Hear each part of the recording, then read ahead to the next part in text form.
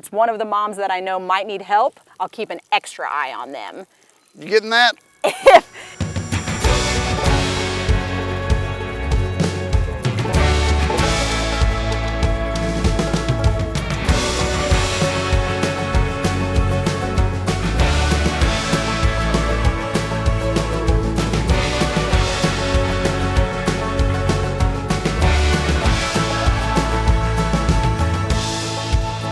Jared, appreciate you letting me come out here to your Kentucky farm. Sure, man. Out in the sticks. Yeah, appreciate it. Hotter than blue blazes, as my grandparents would say. It's nasty. And I'm really curious to know how you take this and turn it into this.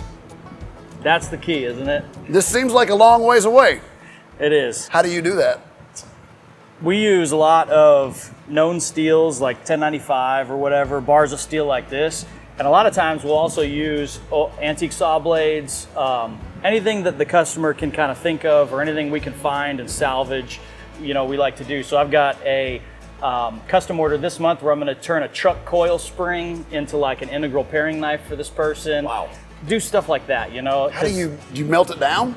I'm going to cut a chunk off of that coil spring, flatten it out, and then start to forge it out of that chunk. So figuring out how much I need is the key to that, and then getting it all even as you forge it out. But we take a bunch of stuff like that and do projects that are gonna last, but also tell a story. Yeah. Because, like if you have something that's specially made that you've had made or had created, it's awesome to have something that tells that story. Right. So when it's sitting on the cutting board at the house and somebody comes by for a dinner party or whatever, and they're like, "Wow, this is cool. What's that made It's out one of?" of a or kind. whatever. Yep. There'll never be another one that exists. Starts a conversation. Yeah. It's something interesting. So.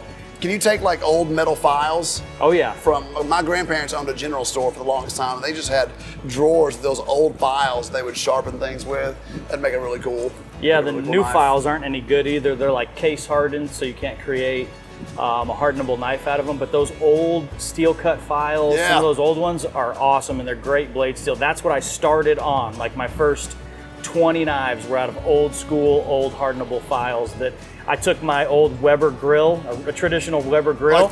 Like the kettle grill? Yeah, kettle grill. Yeah. I took one of those, and on the bottom of it, there's that vent door Yeah, opening. opens and closes. Yeah. So I took a steel, like 1.5 inch pipe, jammed it in there, and taped my wife's hair dryer onto the end of it to provide airflow into that. And just regular charcoal that you'd buy, just not even lump charcoal, the regular briquettes. Yeah. I didn't realize how hot that can get. I melted the first 2 knives I ever made. Like I left them in there, went inside to grab a drink, came back out, and there was no knife attached to the handle part. It was gone. It melted it off. Hair dryer still made it though. Yeah. Oh, well, I don't think that. A couple of Revlons later. Yeah. I'm lucky I didn't. I was doing it on like a wooden porch. I'm lucky I didn't burn down the whole freaking house. thing. Yeah.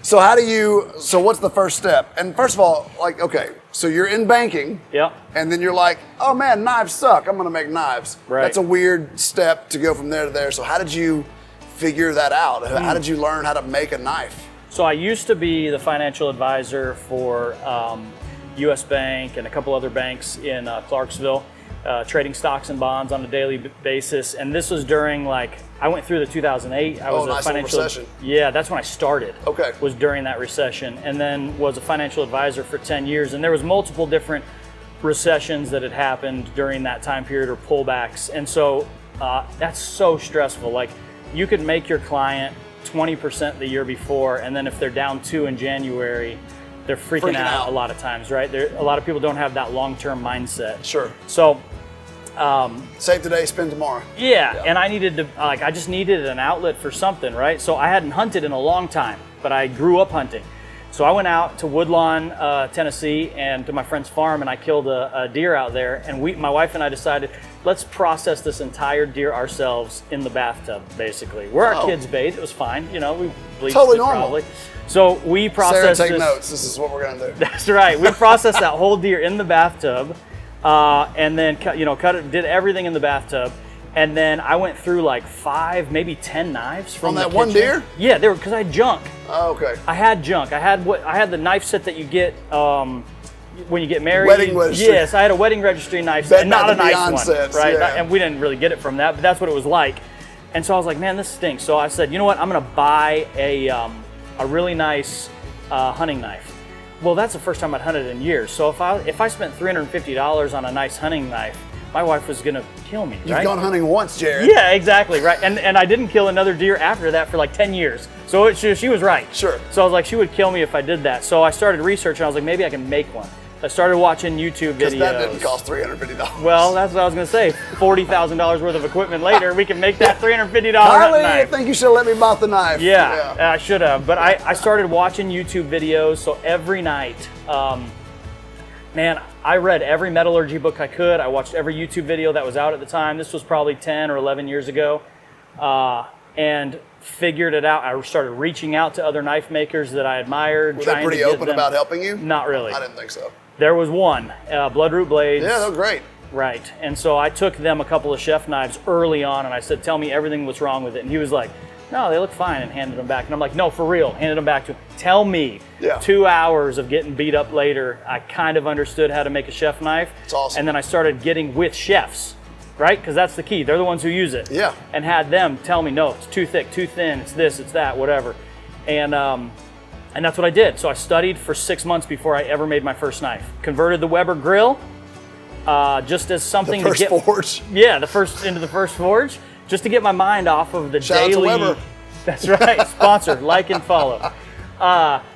Just to get my mind off of like the market and what was going on at work, that kind of idea, just as something. So we did that. I just built them on the side for a while out of old files, just something fun to do at night.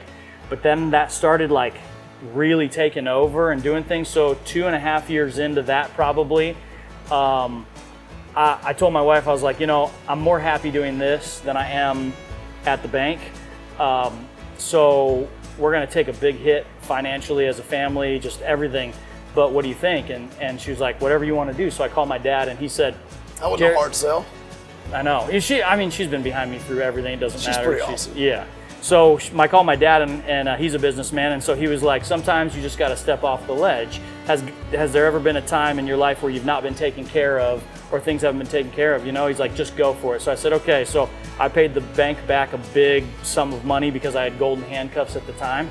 Paid him back a big sum of money and jumped. And that's when we launched our Kickstarter and it funded in like 11 hours. And then we got put on the front. Totally funded? Yeah. And we got put on the front page as a staff pick because they take those ones that fund and want to show, hey, look. Story. Yeah. That's and awesome. they put it on the front page as a staff pick, and from there it just went That's up. amazing. So that's how it kind of took off. And now you got your own shop? Right?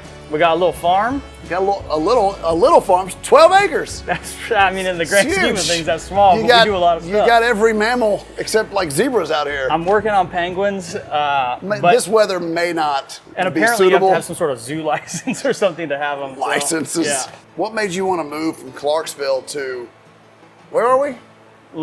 Well, it's called Lafayette. Is it? No, it's not. Lafayette. Lafayette. And you say even You're shorter, in you can cut it Kentucky. down. Lafayette, man. Yeah. Lafayette. I'm like from Shelbyville, but you say Sheppel. That's right. Ain't no Shelbyville going on there. That's right. So what spawned the move from Clarksville, which I know that there wasn't a lot of food options there. There's probably substantially less here. Oh, there's nothing. So your garden, basically. Yep. So what made you want to move even further out? We almost bought out here when we first moved to the area 12 years ago, or 11 years ago. We almost bought a house down the road and it fell through. And so we ended up moving to Clarksville instead and starting the shop and everything there. So when this place, I found our current farm that we're on, I found this on Craigslist. It was a listing. I was actually looking for backyard chickens when we lived in Clarksville. And my dad looking for a chicken, found a farm. That's right. Yeah. My dad had owned a winery. I think he still has a part owner in a winery, and they had grapes here. So I was like, Dad, here's a winery. When you come to visit me, it can be a write-off now if you buy this grape farm. And he was like, you should buy it. And I was like, no, I'm not gonna play. I'm not ready. You know, I'm not ready to do that. So he kept pushing me. So I came out here and met with the people, and we were like, this is the town we always wanted to be in from the beginning anyway. So that's when we bought the place and decided to come out. Are you making wine? No, we don't make any wine. Not They're all crushing table any grapes. Okay. It's all Concord varieties, so it's all table grapes. So we'll pick them and sell them straight to restaurants in Nashville, or we'll pick them and juice them, and that's what we do, a ton of juice. We've shipped juice to Vail, Colorado before. Like, really? We took a 5-gallon bucket, like one of those food safe 5-gallon buckets with the seal, knocked it down, slapped a label on it, shipped it off. Did y'all have muscadines one year? You didn't? I don't have any muscadine. I might have like a couple of the muscadine, but they don't grow for me very well here. Okay. So it's mostly these big purple, seeded. Yeah, seeds in them. that's what I got. Concord the Concords, styles. yeah. They look amazing out there. The best ones, I've got 2 rows over here of Seedless?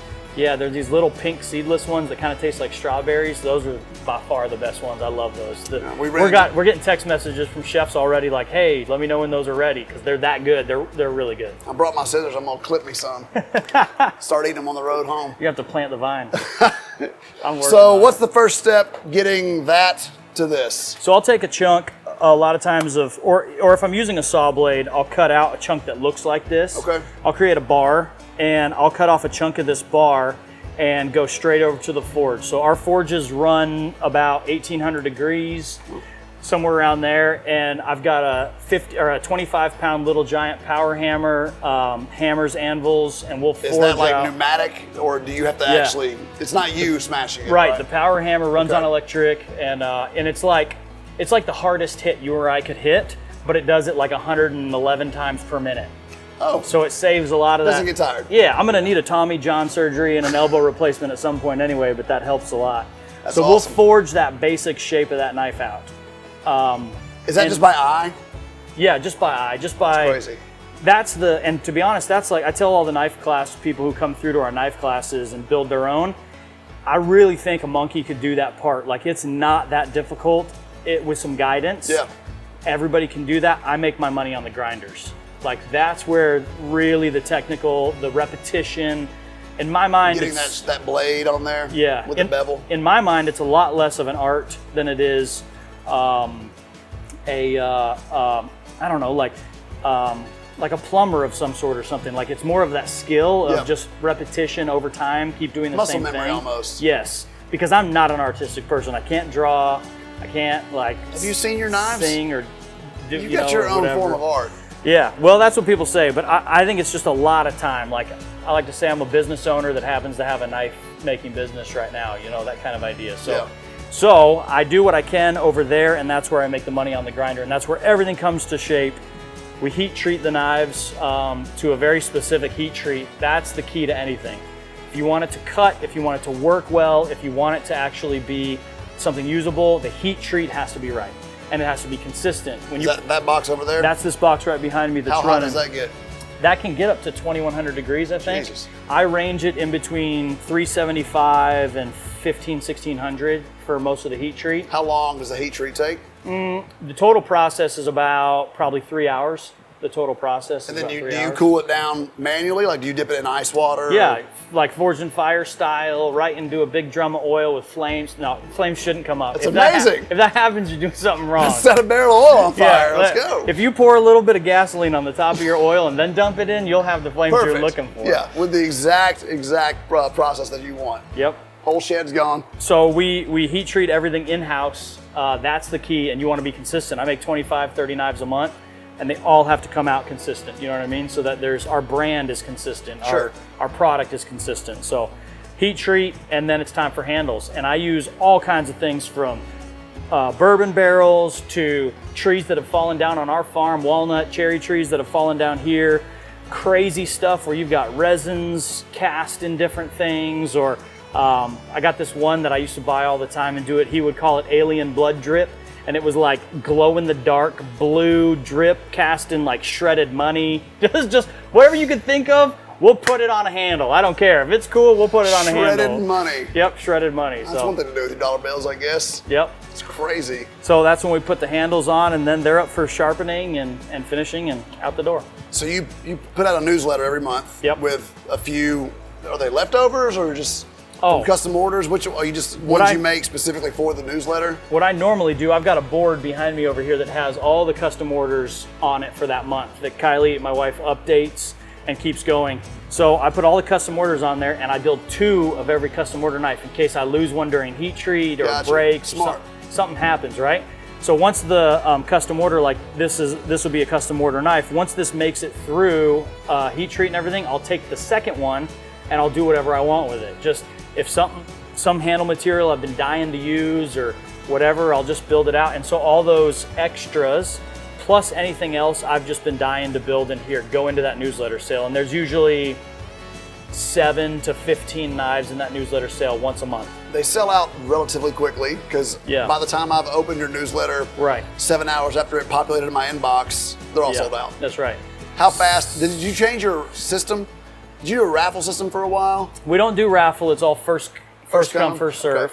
Okay. And they usually sell out within about 7 minutes. It goes out at the same day and time every month, and people know, and so they just jump on there and they sell out usually in about whatever it is, 7 or 8 minutes. Have you thought about scaling the amount of knives you're making so you can sell more throughout the month? Yeah, It seems like there's a demand. there's a demand, but I'd like to keep that demand too. So I don't Sure. want to flood my Flood own the market, market, right, right. with my own stuff. But the other side of that is like, I don't know, there's other stuff I like to do. I like to go swimming with my kids and hang out and stuff. And it's He's just, also the mayor of the city where he lives now. That's true. Because there's not enough going on in your life. Right. So there's other stuff, and I'm just like, I like where it's at right now.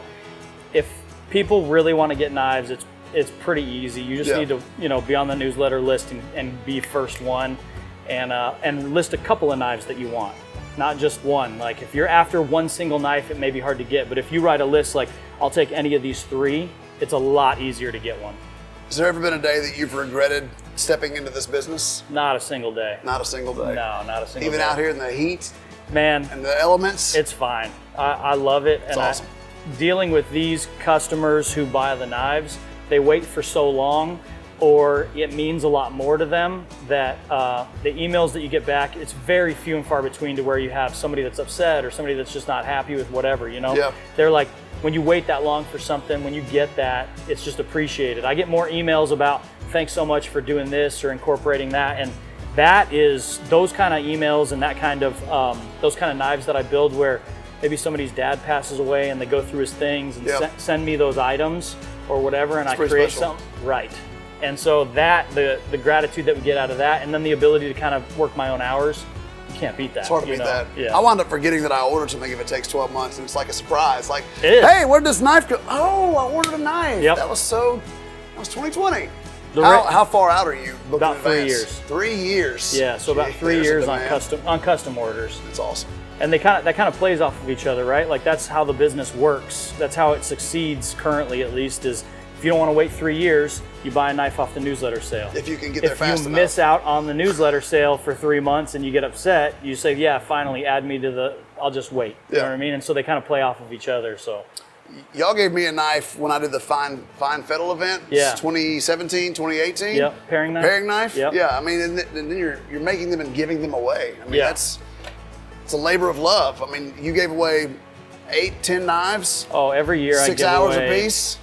So Every that's a year I full give work away week. probably 15 to 20 to different, like, just stuff that my friends are involved in or things we want to support, you know what I mean? We give them away or auction them. I auctioned one off 2 weeks ago, I guess now. We auctioned one off and it went for like $1,200. It's an auction, so of Sure. course that, but we auctioned it off and it raised about $1,200 for that person's charity. And I'm like, That's amazing. Have it, take it, That's amazing. How did you get so involved with the Nashville hospitality scene? I mean, just getting into restaurants and gaining people's trust, and then she's making spoons for people and little serving dishes and check presenters and silverware boxes. What was the first step to start getting those relationships going? We think of Nashville as our home, right? Although we live an hour outside of Nashville, that's the center of all. You remember in 2013, 14 to 16, there was a new restaurant opening Every day. Yeah, every day. Yeah. It was the fastest growing culinary scene. I used to make hunting knives, but when I saw that market and there was no knife makers around Nashville making chef knives, I was like, that's where we need to go, and we need to own our own market. Smart. So I started going down to Nashville, my wife and I did, down to places like Butcher and Bee, places like Biscuit Love and the M Street groups. Oh, yeah. We started just going down there and saying, hey, can we talk to the chef? Can we meet the chef? Can we do this, do that? And one day at M Street, Andrew Whitney brought us in for like a knife sharpening class in front of all the M Street chefs. I sold a couple knives that day, but it really like got us more out there. And so I just kept pressing into that market as much as I could. so that we would have that. And then when we introduced all of our woodworking and my wife's side of things and all of that stuff, it just paired, we already knew those chefs. Yeah. So now we could offer a little bit more to grow that relationship and do that. And if anybody needs anything from Nashville, like if you're from Nashville, we probably will move you up on the custom order list a little bit when we have people drop out, because you're our hometown, you're our place. Right. You know, we have relationships there and we want to keep those. So that's how we kind of broke into that. This is, you and Kylee share this whole workspace? Yeah. She makes cutting boards in here, she makes all her stuff in here? Yeah, I need to build a new shop. I mean, I need a shop for me. Well, it's a man cave. Yeah, I need my own shop. I'm tired of getting wood dust in my, There are some Amish around here that can apparently put up a building in 2 days. They'll throw one up quick, man. Just saying. I'm gonna build a new one. I can't imagine how much this gives you arthritis to turn one of these spoons by hand. That's why I don't do it anymore. I mean, that's why she's she does crazy. all of these. And then she makes these tiny ones? Yep. No, absolutely not. You've already walked me through the process, but why have you chosen a job that seems like you would only get in prison? This is painful. It is pretty painful. Painful. I mean, I do sleep in braces at night. So you go to bed like this, and Yeah, then you wake up and you're able to move your fingers. ratchet for my age, but What are you, a ripe old 40? not yet. I'm 39? 39. I'm close. You'll feel like I'm me teetering. soon. This is insane though. You have to hand make these. I do. It starts with just And they're not dishwasher safe not dishwasher safe, everyone. at all. So I it literally starts with that. Yeah, I an start old with stair. a piece of walnut. This God. particular set is from a tree that we cut down here that we've had drying for a while. So is this board. So it comes from this, and then it goes to, we'll go the back side. This. This is like what the Pilgrims ate off Yeah. of. So I have little like templates, and I'll trace them just to give myself, you know, the outer edge. Then I cut them out to this, and then I hand carve this, and then I start sanding, and then I shape it on that, and then I keep sanding. How long does one spoon take? I've never done just one. I'll try to do batches of them, and like kind of like he does with the knives, like you do extras. Like if I need to make somebody one, I'll make 3 or 4, you know? Right. One, I could get down and something cracks or there's a problem or whatever, but then I just have extras to sell anyway. Well, that would be so disheartening. Like you get all the way down. It happens. Spoon snaps. It's kind of part of it. I'd quit right there. I'd just Sometimes like, you just find like, you know, and it's hard because when you sell online, you don't know who's buying it. Right. It's easy to sell to people that I know are like cooking and using that and using the stuff because well, that it wouldn't be me. crazy, right? But you're also selling to people online that you don't know, and you don't know if they understand anything There's about it. a blemish on this right. wood. So sometimes I'll just fill that little, if I think it's a big enough one, I'll fill it with a little resin just to help, you know, really Cover it up. seal it in. Yep. Or most people know if you have an issue, all you have to do is email me. Like, I'll take care of it. Y'all You pretty know, like easygoing. yeah, it's that's the good part of having like just a 2-person team. There isn't extra people involved. Like just let us know. So Send it to accounting. but yeah, it's a pretty long. If I just did one spoon, I could probably knock out one spoon in an hour to an hour and a half. From that piece of Oh yeah. walnut, really? Yeah. I'm pretty quick because I've made. Could you bend your fingers afterwards? Yes, but they would probably be asleep is the problem. I can bend the fingers, it's that everything's numb at that point. So I can do it, but. So you carve it out and you sand it down on this. Yeah, all of the bowls I hand carve. And then the outside I shape with the little grinder, which is what Jared started knife making on. He started knife making on that grinder. Yes, that was the original grinder. That's like a easy bake oven for That's grinders exactly at right. home. So all the outside is done with that one, and I switched out the belts, and all the inside is done by hand with just like small pieces like this. Like I break them off and just sand. So what makes you want to do something this tedious? Well, Why spoons? I love cooking. I love the kitchen, and nobody else does it. Nobody's sane. Nobody does it in the large quantities that I do it. And I Yeah. know there are people that do amazing spoons, don't get me wrong, but they also make like these crazy spoons that are crazy expensive. I want to make spoons that people use every day in their kitchen just like I do. I mean, these spoons that I make, I only make the ones I want to make. So people, You also make some that are like this big. I do, the little spice spoons. There's Yeah. probably like, who knows, there's even roux spatulas. There's other things laying around here I haven't finished. Crazy. But I just like making things that I like to use. Like these are the spoons that I use every time I'm in the kitchen.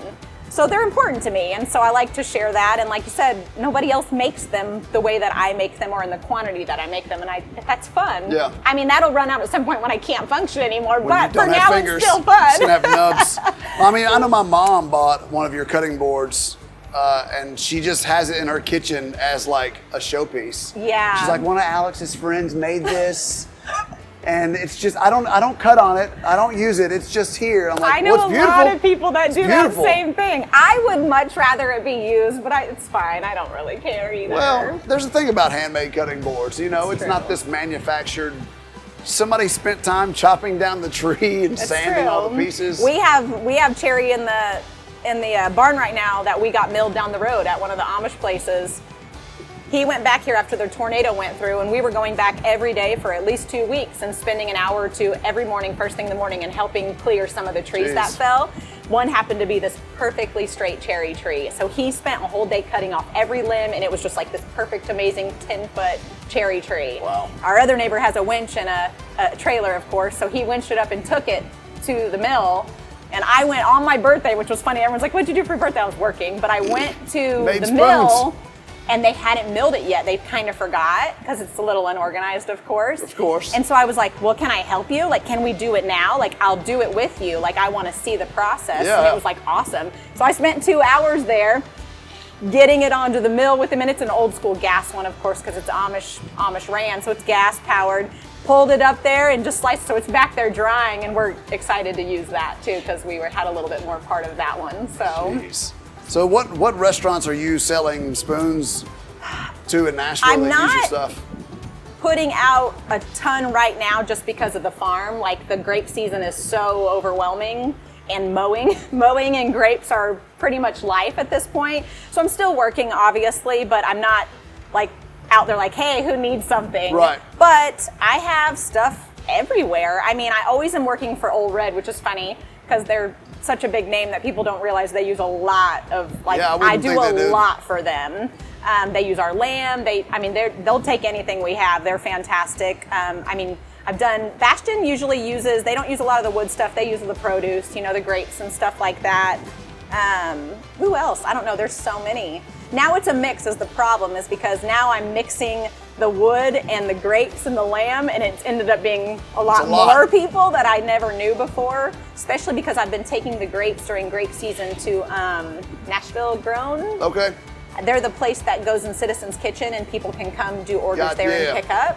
So I'll deliver there usually during grape season twice. And there's a lot of smaller places that I don't know of, cafes and like smaller places that I've never worked with before. They're picking up there too. So I'm starting to see more names and more stuff. And I think some of those people don't realize the crossover of each of the businesses, the farm and the kitchen.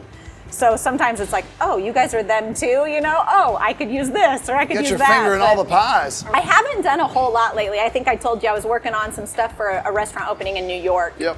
I think there might be one other restaurant that is working on some stuff, but not too much woodworking right now. This is going to be up for grabs. Like, I'm trying to just throw some stuff on the website because it's kind of sad usually.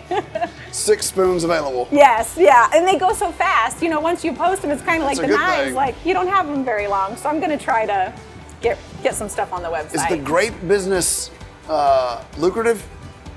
I don't think anything like that is necessarily a moneymaker. It's more of the love for the love. You gotta really love grapes. But nobody else also feeding into nobody makes the spoons. Nobody's growing Nobody eating grows grapes. grapes. They don't have Concords around here. It's not a big market here. Right. Up in New York, I think in Northern, though it's a way bigger market.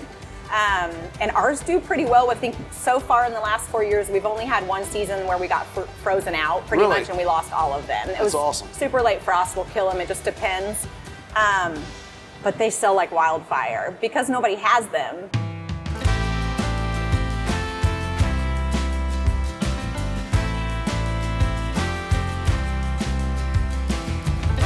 What's new for the future for you? You got any big plans? We're really pushing into the knife classes. So our knife classes are not only like a blast to do, they're fun for Kylee and I, but it's something more than just building a knife. It's good networking. Oh, it's fantastic networking. Yeah.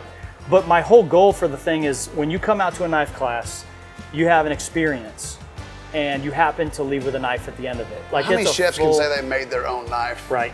That's amazing. Right. So we run 4 guys through it at a time. At the moment, we can do 4. I'd like to expand and be able to do a couple more, but I'd need another guy. One day we're going to do it. But we run 4 guys through, and they come out. We do knife making, clay shooting. A chef from Nashville comes up and cooks dinner one of the nights. It's a whole thing. It's a whole thing. Fires, cigars, Got a whatever place you to want to stay. do. Yeah, bourbon, tastings at night, place to stay here on the farm. We built a guest house last year, so we're pushing into that. We'll do 2 of those per month, every month that it's nice outside. So October through May, we do Most of 2 the a year. month. Yeah. So we're pushing heavy into those as an experience. I'd like to grow that, move forward with that. That's cool. And take what I know up here and pass it on to other people. Which to me, that's the rare part. Like the fact that you're willing to share the knowledge that you have. When you got started, nobody wanted to help you. Right. Your intern, he wanted to learn how to make knives. He called a bunch of people. You're the only one that responded. Like it's so rare in this day and age to want to share your information because you feel like someone's going to steal it and do better than you. Right. Instead of giving everybody a hand up and teaching them and helping them grow and turn into their own successful person, a lot of people want to just keep it for themselves. But I think that's what makes a successful business and even family in person. Like you're wanting to share the information and the knowledge, and I think that's awesome. 10 years ago, there were so few American knife makers making chef knives that there was a lot of that. A lot of the guys didn't want to share what they knew because they were like, you're going to but what they don't realize is a rising tide raises all ships, boats, right, or ships. So I don't care. Like one day, if Boothill Blades closes down one day, I'll do something else. And like I told my intern the other day, we were having a deeper conversation, and I said, the reason I asked you out here, or the reason I agreed to have you out here, is we don't know where this is going to go one day. You may be the CEO of a massive company one day, and I need a job. Yep. And so that relationship that we've created, and me helping you out, I expect, you expect the same reciprocity. Yeah, however you say that, back and forth between them, right? So that's why I want to do it. I'm not scared of somebody taking my design and making something else. That's fine, man. If you do better than me, which I'm not the best knife maker in the world, there's many, many knife makers better. I just run a business that supports my family, and that's how we do it. Well, I think you do a great job. Your knives are beautiful. They speak for themselves. I mean, y'all got a whole thing going. I mean, y'all could outfit an entire restaurant with your stuff. I mean, Kylee made check presenters for me, silverware boxes, the box that held all my knives in my restaurant. I have a knife, or 2. I have 2 of yours. And I mean, it's, I don't know, there's something beautiful about the fact that you're not buying a mass produced. It tells a story. But you'll have them forever it's and so pass old. them down. Yeah, it's a family thing. It's Yeah, cool. I love that. It's cool. Well, I appreciate it. We're gonna wander around with your wife and show grapes and chickens and stuff. Cool. Thanks, man. Thanks for coming. Pleasure. Appreciate Absolutely. it. Thank you.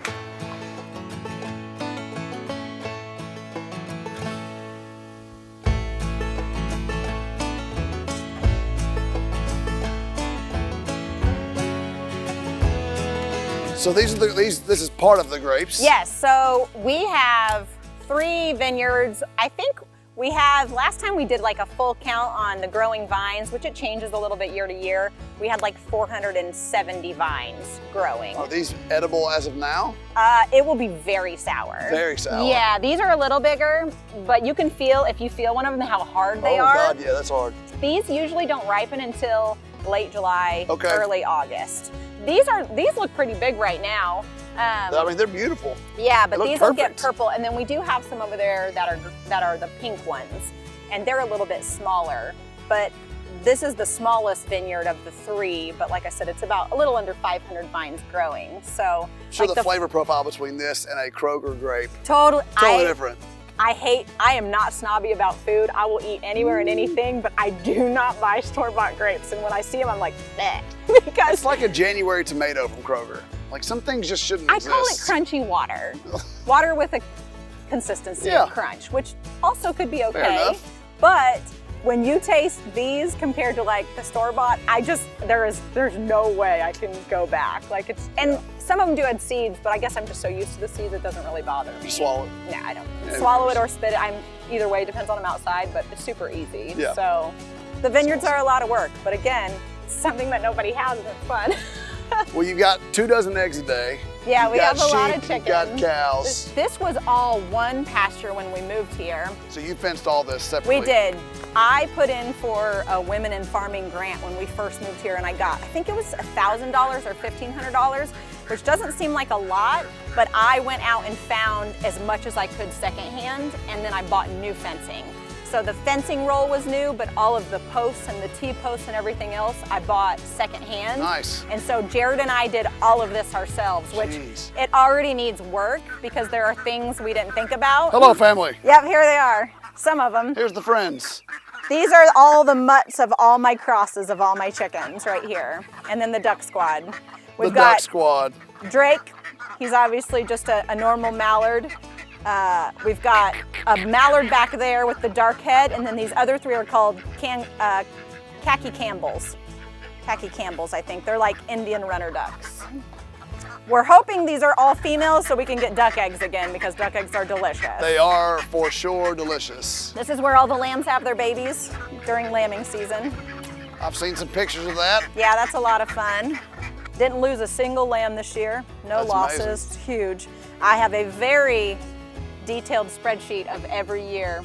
Of how many you lose? No, of every mom, when they have their baby, where they're at, what time, what Wow. happens, what they do after. I have it all. It makes me be able to keep track of what moms are good and what aren't good. Most of these moms have already been here, but there are some that I'll keep from year to year. If they look big, they come from a specific mom, I think they're gonna be good, I'll test them. I still have to do a little bit of work. Like there's a few babies I'll have to pull usually, especially out of the newer moms. But these older moms, when it gets to who I know is getting ready to have a baby, because I can usually tell, I don't have to get up all night and look and check. And I mean, what would happen if sleep. you weren't here to pull them out? They die Most likely during both birth? would, yeah, Both would which is die? a bummer. Yeah, Yeah, man, it's that's a huge tough. loss. So it's like too small to not check. Right. But I don't have cameras. We don't have Wi-Fi, which a lot of farms have cameras, and they just watch their cameras to see. But I've gotten to pretty good. I'd have to say I'm pretty good. I know who's about to go. I can tell just by looking at them and how they act. And I'll keep an eye on them. And if it's one of the moms that I know might need help, I'll keep an extra eye on them. You getting that? Are you glad you're out here versus Clarksville? Oh gosh, yes. I mean, this place is a lot of work. It's a lot of money. It's the never-ending projects of projects. There's no days off. No, there's no days off.